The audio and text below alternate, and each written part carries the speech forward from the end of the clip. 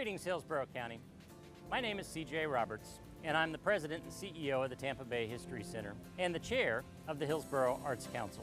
This year, Hillsborough County is participating in a nationwide arts and economic prosperity study to gather information about local nonprofit arts and cultural organizations. Now, if you're as passionate about the arts as I am, then you already know that a vibrant arts community helps local businesses thrive, invests in our county's economic well-being, and enhances overall quality of life. In order to show the impact the arts have on our community, we need your help. So if you're out and about at an arts event or a museum, you might be selected to take a quick, completely anonymous survey as part of this important study. Please consider participating in this survey, as it will help support the Hillsborough County arts community. The comprehensive data needed for this study is not possible without your help. So please take the survey and let's make art count.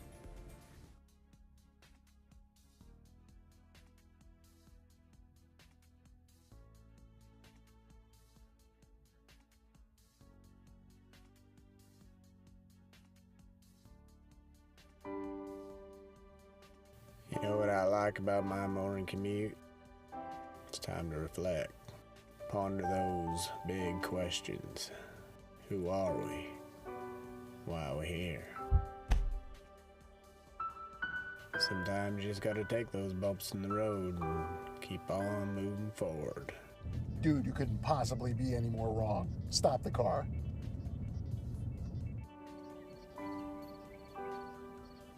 That's deep. Like me.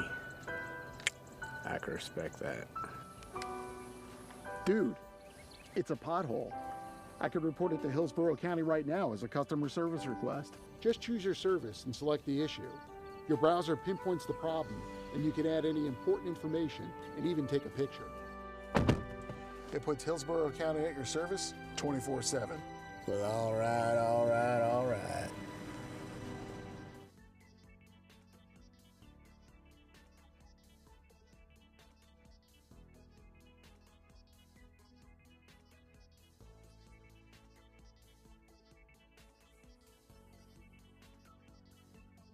These are the jobs you may not see every day, but just know we're working hard to make Hillsborough County a better place to live, work, and play. Subscribe to our YouTube page for more great county-related videos, only on HTV.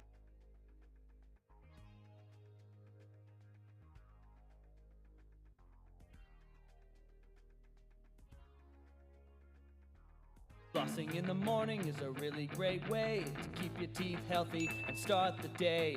But when you're through, here's what you do. Throw it in the trash, don't flush it. There's a problem lots of people don't know, called sanitary sewer overflow. A condition buried deep in the ground, inside a pipe where bad clogs are found. It's a problem we can all help solve, so throw it in the trash, don't flush it. Baby wipes, bandages, cotton pads, paper towels, dental floss, clog up bad. Medicines, kitty litter, cotton swabs, hair. Throw them in the trash, don't flush it. It just takes a second to do the right thing, so toss it and let's keep our pipes clean. Throw it in the trash, don't flush it. If it's not toilet paper, don't flush it. Even if it says you can, don't flush it. If you're having any doubts, don't flush it. One more time, don't flush it.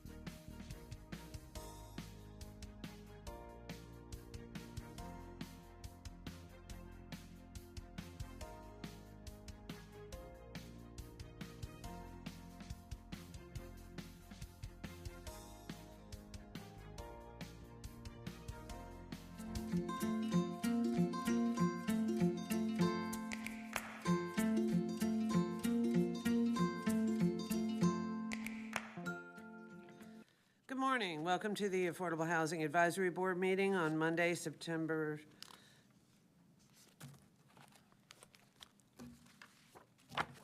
November 14th. For some reason, I have a September agenda in front of me. November 14th at 9 a.m.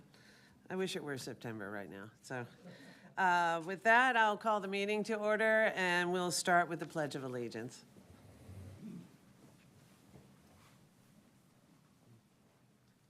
I pledge allegiance to the flag of the United States of America and to the republic for which it stands, one nation, under God, indivisible, with liberty and justice for all.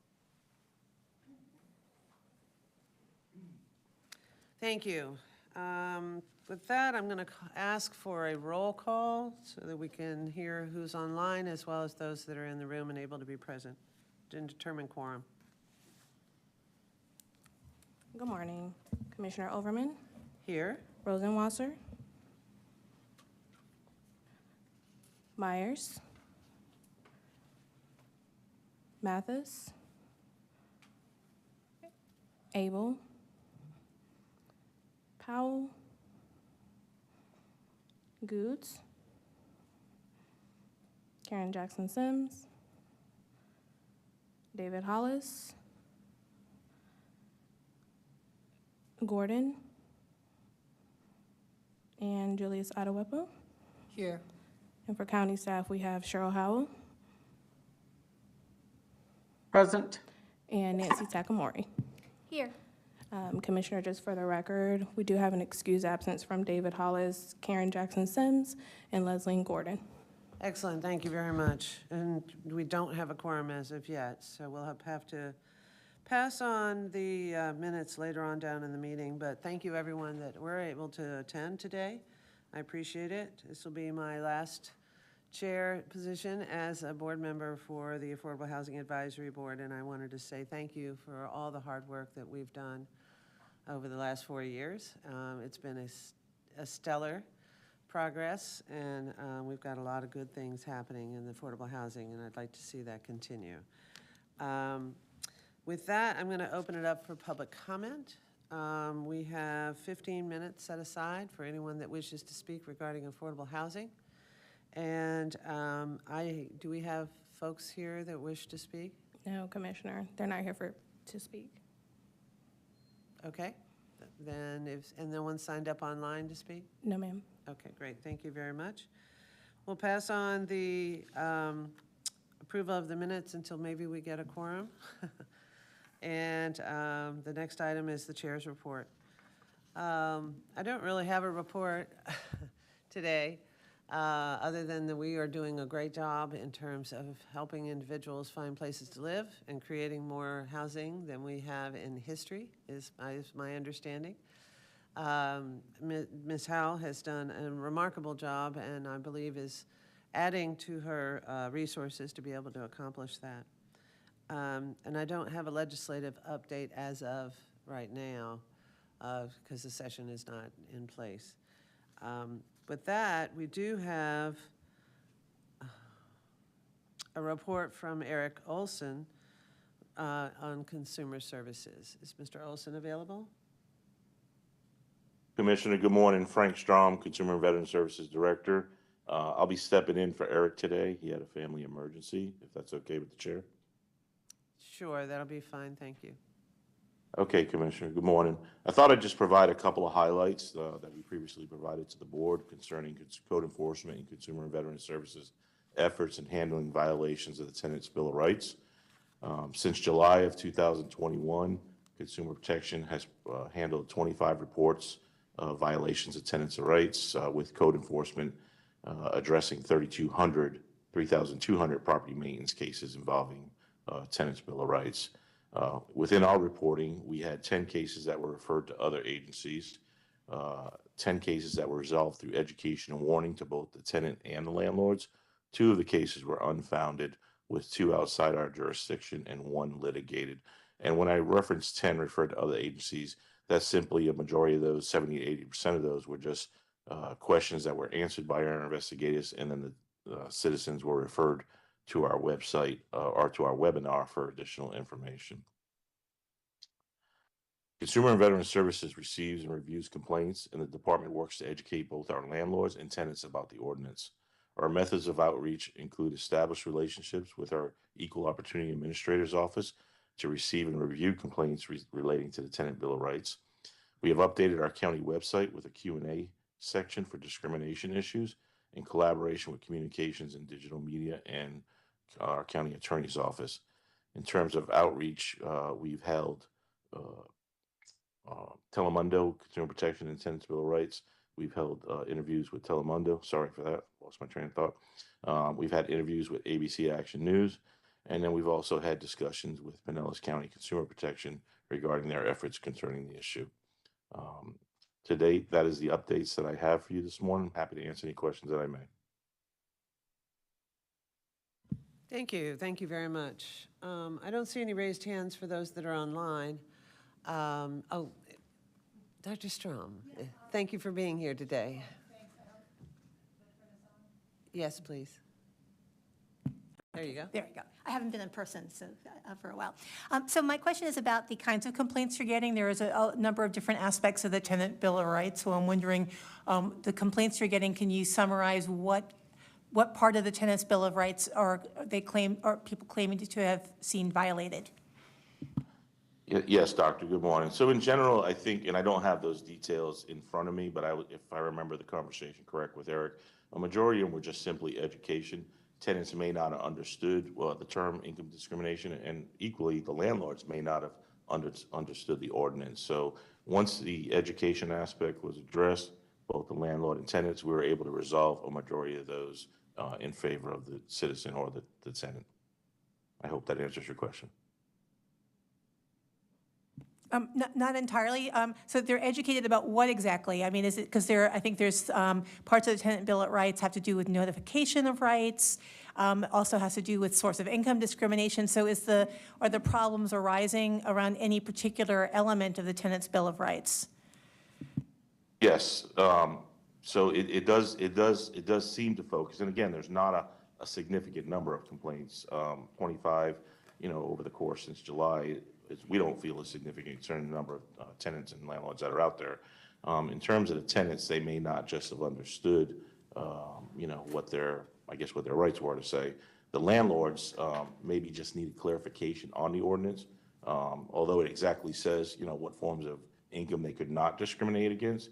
Sometimes just reiterating that point to the landlord and addressing the ordinance with them we were able to resolve that and educate them in that aspect. Thank you. Are there any other questions regarding the Tenant Bill of Rights?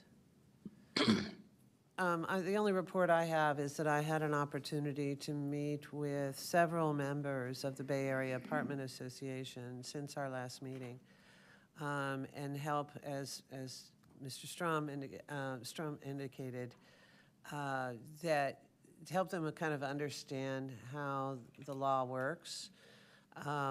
And to explain to them that now that there's a 30-day and a 60-day notice, that in the event that there's a need to, inspect the apartment or any of the processes that are from resources that are directly from HUD, that have the responsibility of having the apartment or the property inspected prior to having housing assistance be paid to a landlord, to make sure that they are following the fair housing and safe housing laws. I help them understand that if they've got a terminating lease, that the cap on the 5% included fees, so that if they were going to increase the rent above the 5%, that they needed to notify their tenant within 60 days, and that's in Hillsborough. I don't know whether or not the city of Tampa has pursued making that amendment, but I know we've referred to them the information. I also know that Temple Terrace is in the process of adopting it in some way, shape, or form, and so we're hoping that we can develop that. Their hesitancy was the need for assistance from the county when it came to code enforcement and consumer protection services. So that was great that they're looking to work that out.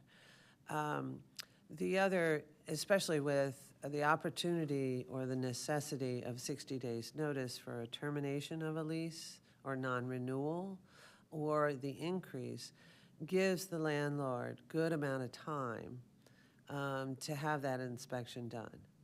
And if it's found that there's, something they need to address, they have another 30 days, at least, to get that addressed so that property is in good shape and available to anyone that has access to housing resources to assist them to be able to, utilize that income as part of their rental calculation.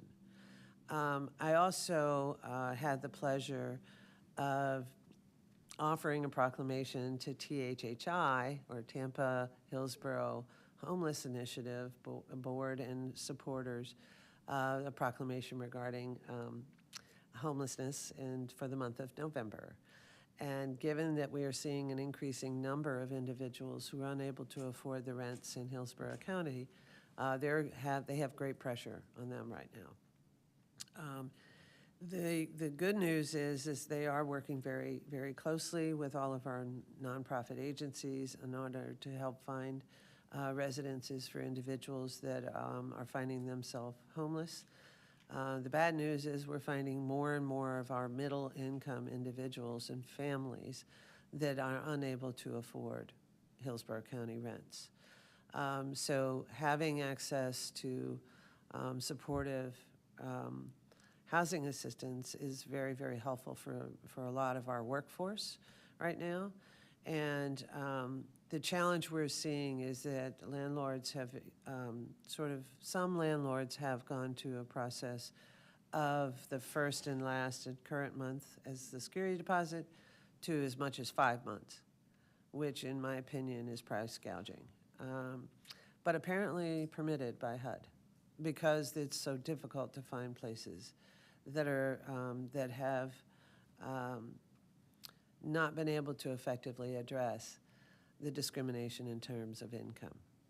So the security deposit needs to reflect all of the income that person has access to, including housing benefits if they've been qualified. So the good news is that it helps the landlords, it helps the tenant, and it helps our workforce when they're able to find stable housing, and it helps our communities when they're able to actually function well. So the good news is I think we can, with education and outreach, I think we can get in a place where our communities that are most at risk more stabilized and access to those resources. Thank you, Mr. Strom, for that report. Are there any questions? Commissioner, this is Ms. Howell, and this is a comment directed to Nancy Takamori. There's been some questions from landlords, small landlords that have 1 or 2 houses, and the questions have been, do they have to participate in the Section 8 program? Good morning. There is not an exception for compliance with the source of income discrimination requirements based on the number of units that a landlord has. So it applies to landlords who only have 1 or 2 units, and then larger multifamily properties as well. So yes, they would need to comply with the Tenants Bill of Rights ordinance. Okay, great. Thank you. Just wanted clarification. Excellent. Thank you very much. Madam Chair, this is Commissioner Myers. Yes, ma'am. You're recognized. I finally was able to get the meeting now. I had some technical issues. Okay. And I only be on another 10 minutes before I get to another board meeting. Understood. Thank you. Thank you for joining us. I appreciate that. You have that for the record that she's here. Thank you very much.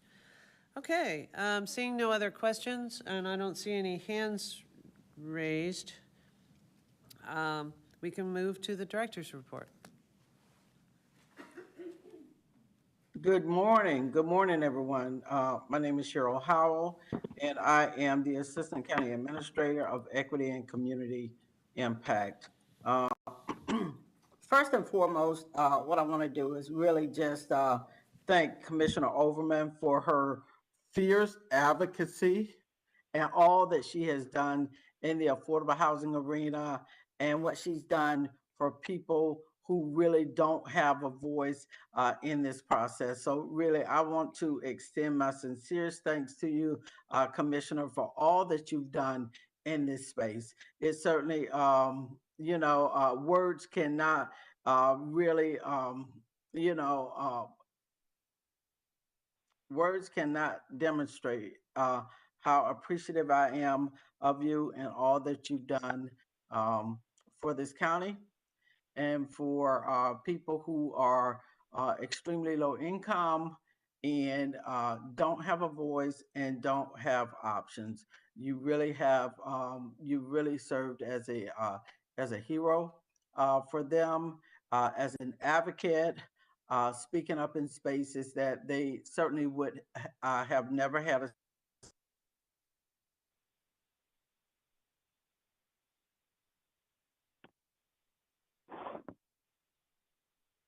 Oh, Miss Howell, I'm not sure if we lost you there. I think we did.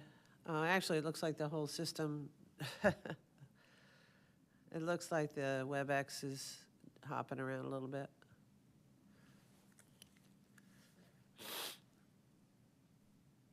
We are still seeing everyone else on our side.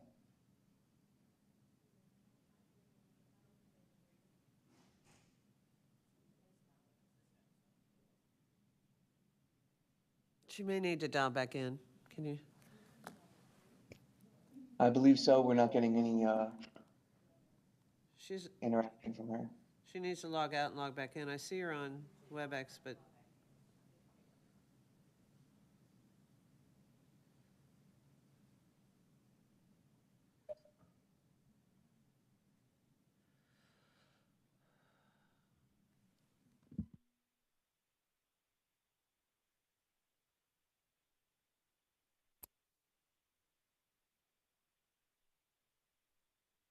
Commissioner, while we're waiting for Cheryl, if I could just take a moment of privilege just to extend and echo Cheryl's comments on behalf of all of our veterans and the housing issues that you helped address across the board. You've always been a friend of the park. Please come and visit us. We're just so thankful that we got to know you and all the support you've given to our veterans and their families over the years. So thank you. thank you, Mr. Strom. I appreciate that. I spoke with Colonel Damon on Wednesday to give him a heads up because I don't know if the board was aware, but I've been working very closely with MacDill Air Force Base and their entire housing task force, which they had to put together because of the challenge of having about a shortfall of about affordable housing for our military workforce. They're having difficulty finding properties that they can rent with their base housing allowance close to the base. That is very challenging. So with that, I appreciate all the work that you have done to support that effort as well. I anticipate that effort will still hopefully hold true and we continue to find solutions for our active military as well as our veterans. There's some issues with some of the associated veterans that are unable to find homes as well. So we're going to have our hands full continuing. So I appreciate the work you're doing, Frank. I truly do. Have we got Ms. Howell back on? It looks like she is, she just rejoined. Ms. Howell, are you there? Can you hear us? I can hear you. I can see you. Can you hear and see me? Yes, we have you back. Thank you. Okay, great. I apologize for the technical difficulties here, but I just want to step back for a minute, and I'm not sure what all you did hear me say, but I do want to extend my my gratitude and thanks to Commissioner Overman for all that she's done for people in this space, those who need affordable housing, for the affordable housing industry, developers that's working in this space, in all of the benefactors. You have given a voice to people who otherwise wouldn't have a voice in this process. So thank you for Commissioner Overman for all that you've done. It certainly doesn't go unrecognized. Thank you, Ms. Howell. And you mentioned an audience that I have been working with too. You know, the Tampa Bay Home Builders Association and those that are building multifamily houses have really opened their door for conversation, which is great to have. That I don't remember that being the case when I got here. So it's good that we're seeing some real interest in partnering both in workforce and affordable housing. So I'm really pleased that we've made great progress in that area as well. But thank you, Ms. Howell. I appreciate it. It's been my pleasure, absolutely my pleasure, to recognize how important it is to our financial lives. You know, families, their basic foundation is shelter. It's the very first thing that you pay attention to. And without it, it causes a great deal of other social costs that the county and our nonprofits deal with every day. So if making a priority affordable housing and housing in general and the issues associated with housing is the best way to solve problems for our community, not only our families, but also our businesses that need workforce, it was my pleasure to have an impact there. So thank you very much. With that, Ms. Howell? Yes. The next thing that I want to bring up is our incentive strategies. They were presented to you at the previous meeting, and so we're bringing them back to you for approval this time. We do not have a quorum on this AHAB board as of yet, or do we? Do we have a quorum yet? No, ma'am. Okay. All right. And so Nancy, could you let me know what our options are? We have to get these submitted, I want to say by December 31st. Is there a December meeting? I don't believe that there was a regularly scheduled December meeting on your calendar. I think at this point, you may want to take a poll of the membership after this meeting to determine availability, when you can get a quorum between now and your deadline, and then renotice this since it is a public hearing, and hold an emergency meeting to have the public hearing on the LHIS and get it approved by AHAB. Great. Thank you so much, Nancy. I appreciate you. And so Ms. Hollinger will follow through on that. Can I ask a question? Excuse me. Ms. Takamori, so the Affordable Housing Advisory Board would actually have a public hearing associated with this particular item, and then it would go to the Board of County Commission for approval, or can we schedule it in the first meeting in December for a public hearing at the BOCC level to be able to meet the requirement? Under the statute, it actually needs to be approved by the AHAB at a public hearing, and then goes to the board. And then go to the board. Yes, ma'am. Okay. Okay, great. Thank you very much. Okay, great. And so our next item is our AHAB meeting dates. So let's look at our AHAB meeting dates, and please note that we do not have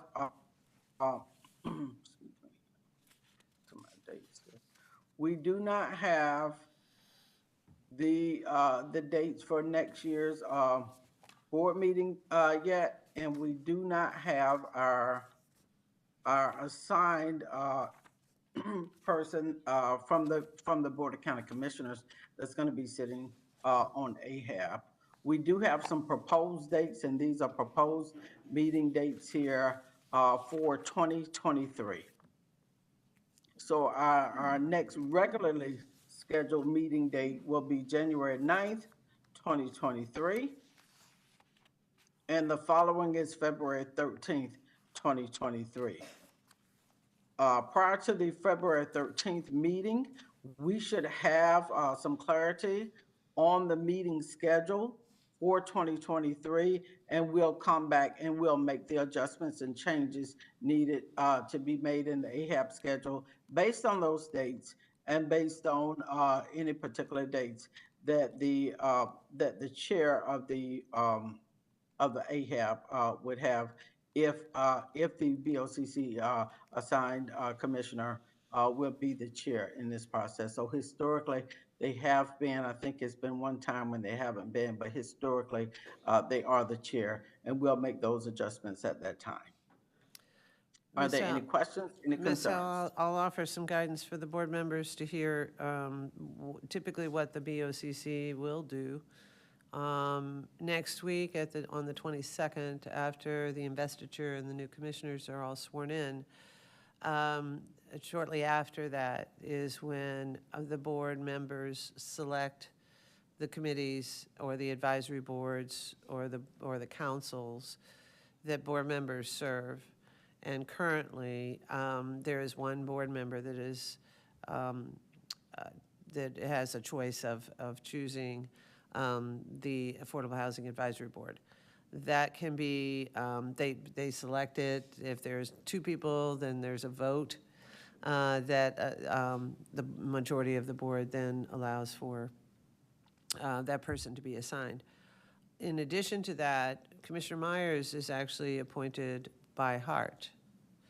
And Hart has not, made those selections until they have a new board as well. So that position, I would imagine, will stand as long as she stays on Hart until there's a different choice or the same choice. Or if she chooses,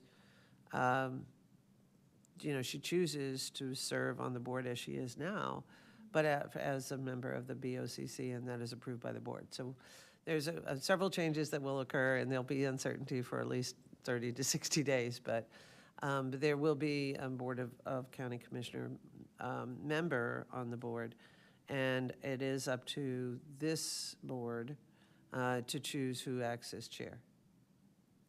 So just to kind of fill you in on where we are. But it's been my pleasure to serve as chair. Thank you. Thank you so much, Commissioner. Are there any other questions, any other comments based on next year's schedule? Professor Strom, are you? Seeing none. Okay, seeing none. Okay, great, thank you. And so our next item that we're dealing with is the recently approved Board of County Commissioner agenda items.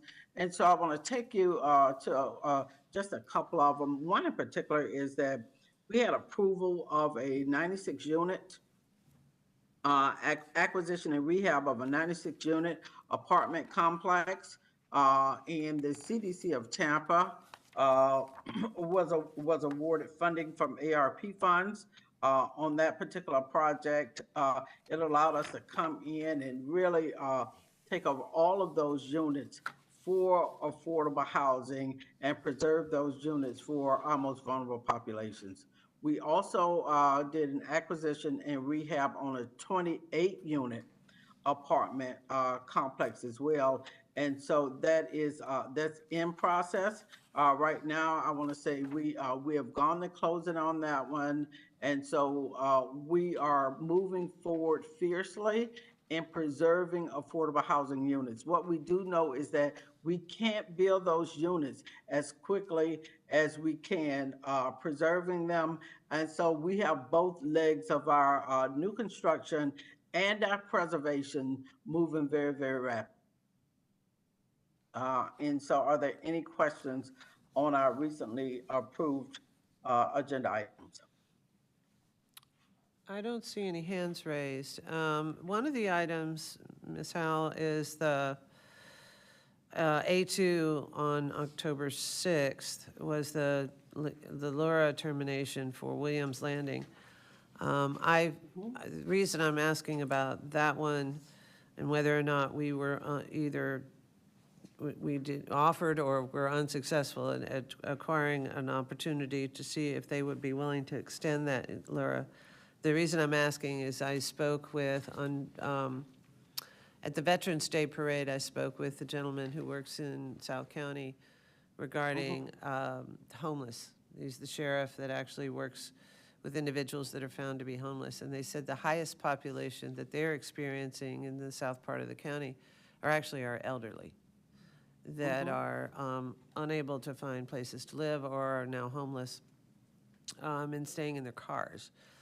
With that is, given that this was property, a multifamily property serving low-income elderly households, were we just unable to really help move that one back under potentially and to preserve those units, or are they continuing to participate in the program but just without Allura?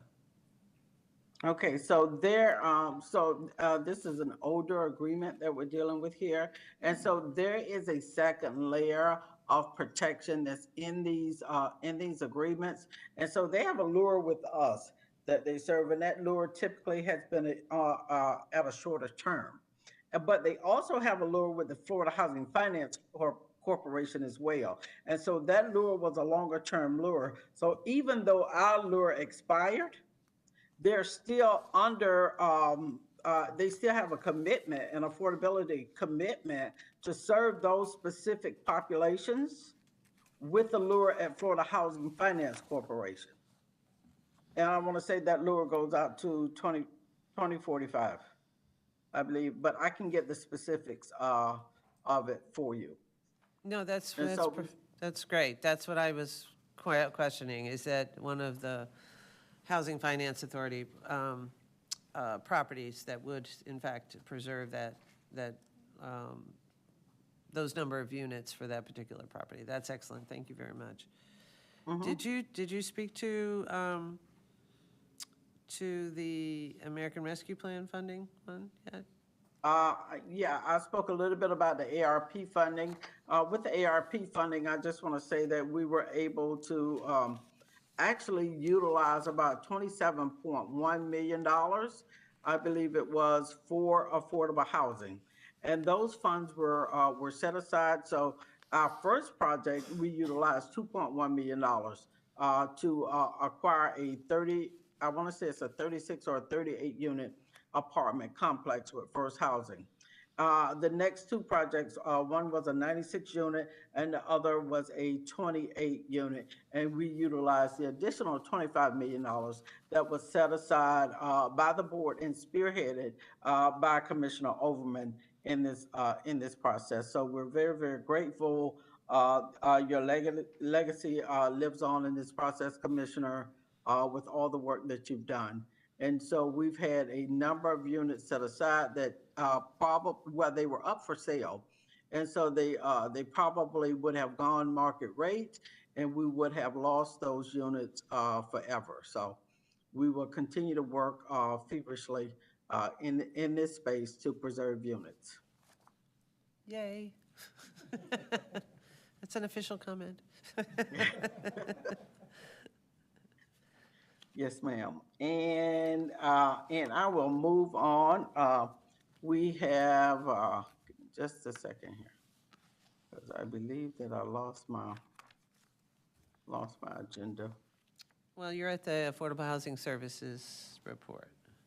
Okay, we have our Affordable Housing Services report, and a part of that report demonstrates, our several different projects that we've taken on. To date, I want to say we have well over 30 projects that are underway. Please note that we do public services projects, public facility projects, and we also do affordable housing development, preservation, environmental services, and all of that within the affordable housing space. So when you look at our team, we have our fiscal team, we have our planning team, we have our compliance team, we have our project management team, and then we have our contracts agreement team that works collaboratively to put out these projects at a pretty rapid pace. So last year we did about 54.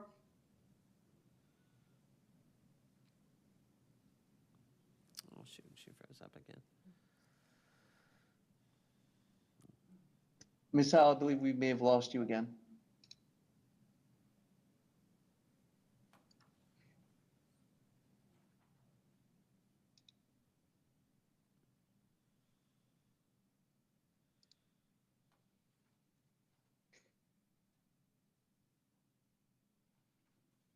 Yes, I believe she may have disconnected.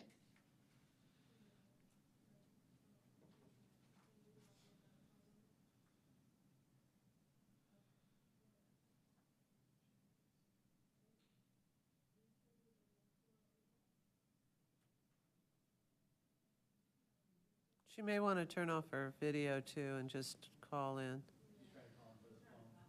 Okay.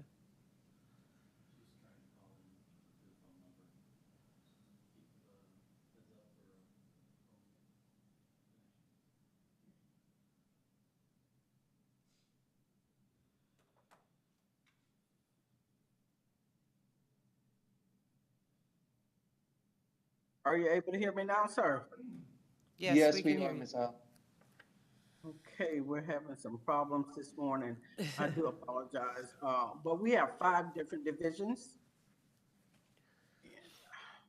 I'm getting feedback now. That should have fixed the problem. Okay, great.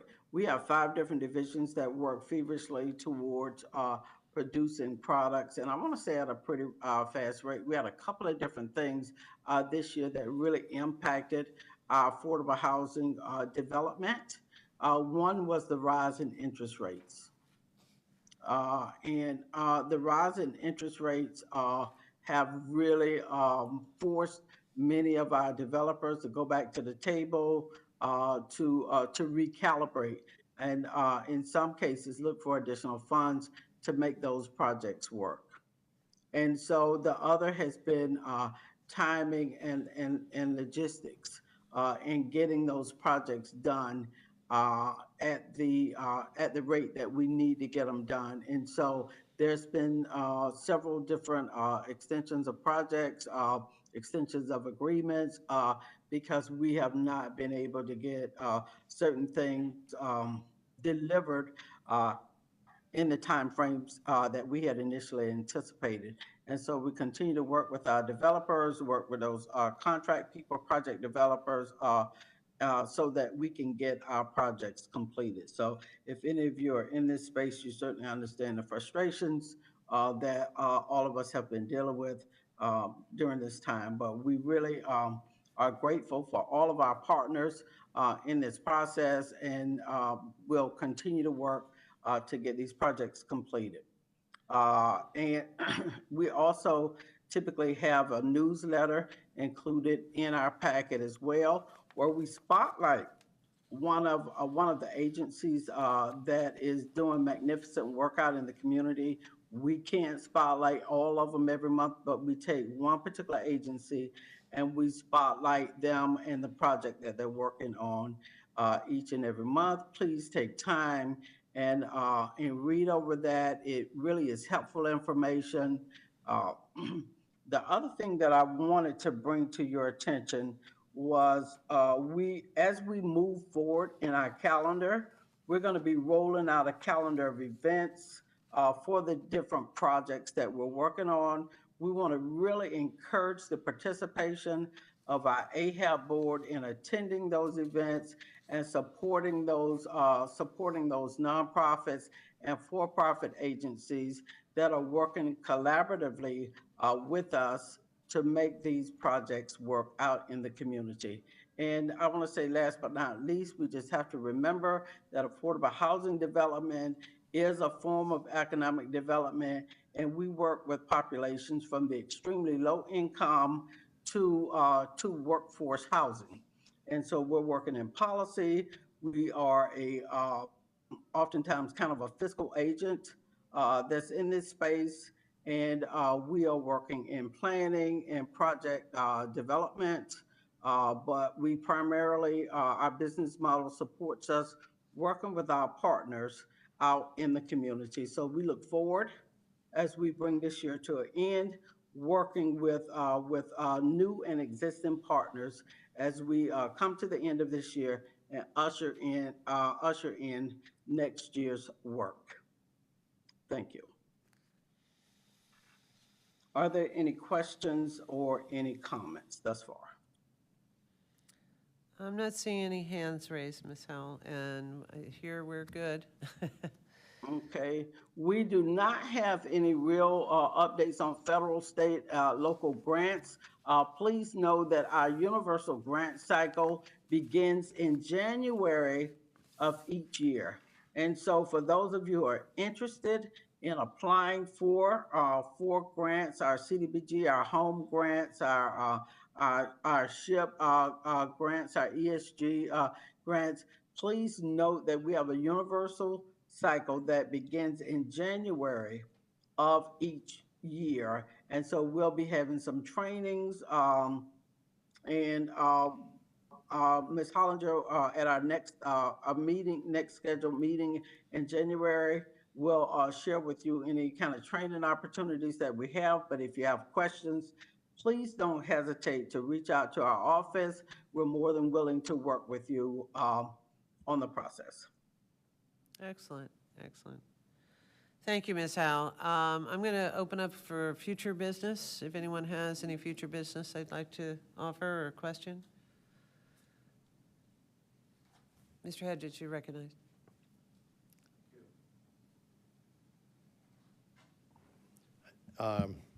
Please introduce yourself. Harry Hedges, Tampa, 574 Marmora Avenue. I'd like to take this time. I've had an opportunity to work with our chairman for some time now. And as I serve on the state board of Affordable Housing Associations, I know that board has recognized what Ms. Overman has done over the years. It has gotten state recognition. We work together with the city as I chair the AHAC for the city. It is imperative that we continue to complement what you have done. We don't have as many people on the board doing ribbon cuttings and groundbreakings as we have you. You have been there all the time.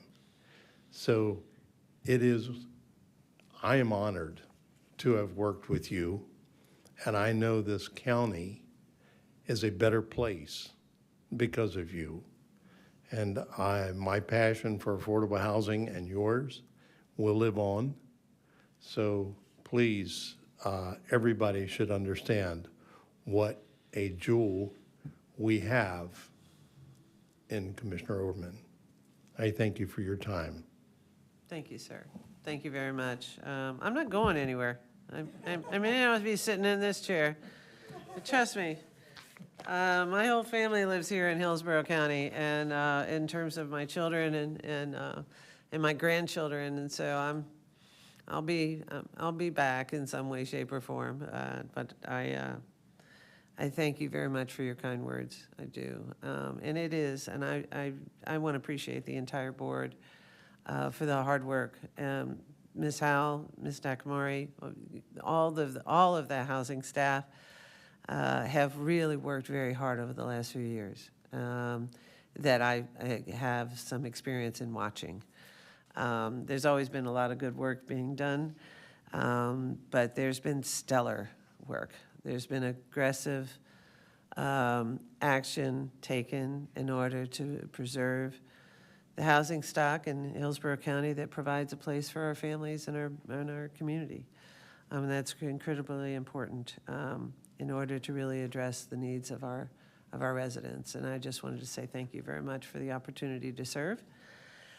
And seeing no other further comments, I'll call the meeting adjourned. Thank you so much. Thank you, Commissioner. Thank you, Commissioner. Bye now. Bye. Bye.